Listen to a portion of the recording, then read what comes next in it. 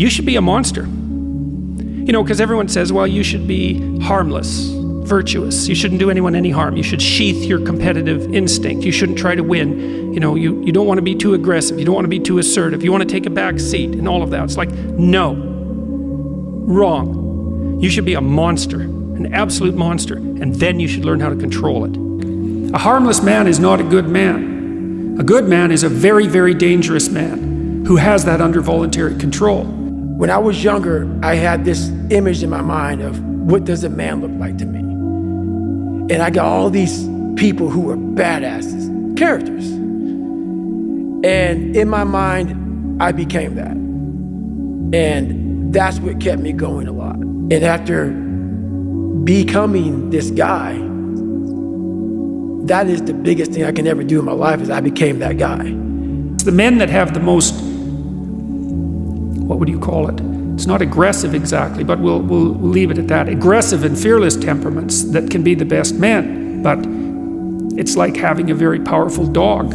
You better discipline it, because otherwise it's going to be a monster. In order to transform your personality, that first of all you had to be disciplined, that's for sure, but you also had to integrate that part of you that was terrible. You are coming against a powerful force, the enemy, nature, time. There's all kinds of things that are going against you. It's a losing battle. And if you don't use force of will, then you're not going to get it done. You have to be aggressive and make things happen. That most of what people regard as morality is just cowardice. And what he meant by that was that people don't do bad things not because they're good, but because they're afraid to do the bad things. And then when they see people do the bad things, they're actually really deeply attracted by that, because it speaks to part of them that could go beyond the rules. You don't make men safe by making them weak. In fact, they're much more dangerous when they're weak, because they'll stab you in the back when they get the chance, or take advantage of you when they get the chance. You make men safe, let's say, by making them strong, and then by making sure that they're disciplined. What it means is you need to make things happen. That's what it means. And it can be, this is the good thing about being aggressive. Sure, there's certain parts of your nature that are aggressive, but it can also be trained. You can start to think with an aggressive mindset, which is, I am going to take action. I'm going to overcome obstacles. So if you're a person that you lean towards being passive, you've got to start to lean towards being aggressive. And here's the thing that you got to remember. You're going to make mistakes. Because when you're aggressive, you're taking more risk. And often you're taking more risk. Now, if you've played out the whole matrix of being passive versus being aggressive, I will tell you that being aggressive is the one that ends up on top. To think that there's a warrior temperament is a perfectly reasonable thing to think. I mean, there's been whole cultures, many cultures, who are devoted to fostering that warrior mentality, you know, where if you weren't like that, you were the outlier. I would say that's probably true of most human cultures across most of time. You know, we've been fortunate enough to live in relatively peaceful times, at least the vast majority of us, so the necessity for that, like right at the edges of actual warfare, is much less than it might be under other historical circumstances. But it's a deep part of many people's nature. And so the question is, what do you do with that? Why are you scared to tell a motherfucker, your wife, your husband, who you are? Who you are, exactly who you are.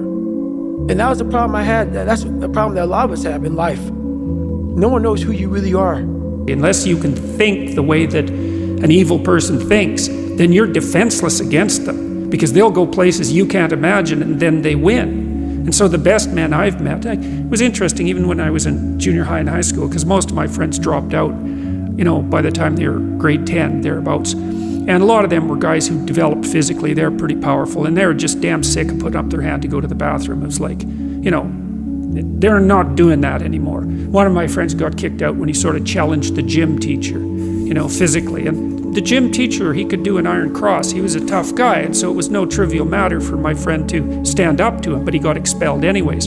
But, you know, I noticed that it was often the kids whose character I admired that either quit or got expelled, and they were the tougher guys who were just sick and tired of following rules that didn't take into account their character, and then they'd go off and work in the oil rigs or whatever, and you could do that in Alberta at that time. And that was really hard work, you know.